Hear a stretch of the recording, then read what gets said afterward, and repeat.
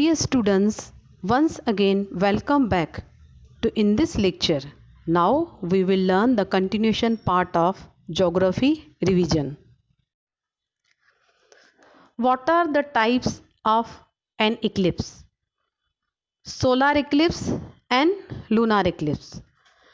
What are the types of solar eclipse?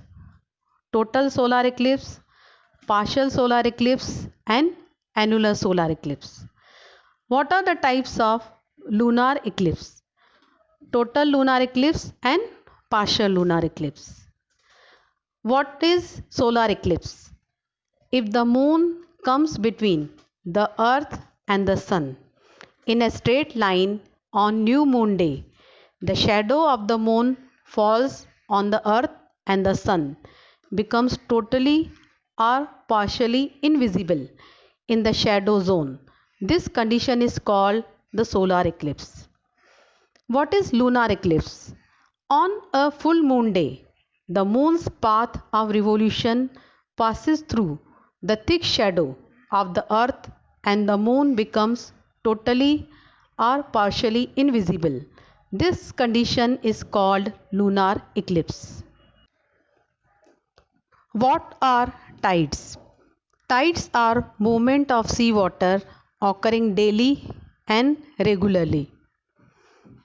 What factors are responsible for the occurrence of tides? The sun, the moon, the earth, and the gravitational and centrifugal forces are the factors responsible for the occurrence of tide. What is centrifugal force? During rotation, the force that walks away from the center of the earth is called centrifugal force. What is gravitational force? The force that walks toward the center of the earth is called gravitational force. What is spring tide? On new moon and full moon day, the gravitational pull of the sun and the moon act in the same direction. Due to this, the total pull increases, hence the tide on these days is much higher than the average high tide. This is known as spring tide. What is neap tide?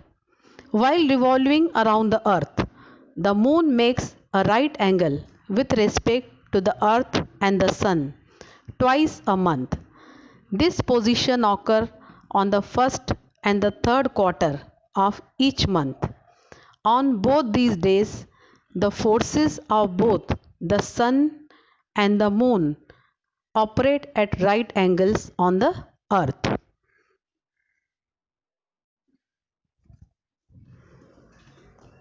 What are waves? Due to the force of the wind, water appears to be moving. The sea water gets pushed by the wind and ripples are generated on the water surface. These are called waves. The sea water moves up and down or slightly forward and backward due to the waves. The waves bring the energy contained in them to the coast. They break in the shallow water near the coast. Large or small waves are formed continuously at the surface of the sea. What is structure of a wave? The sea water get pushed up and down because of the wind. The raised up portion of a wave is called crest and a depressed one is called trough. If a strong wind is blowing in one direction, the large waves are generated. The vertical distance between a crest and the following trough is called the amplitude of the wave, whereas the distance between two successive crests or trough is called wavelength. The wavelength, its amplitude and its velocity depends on the velocity of the wind.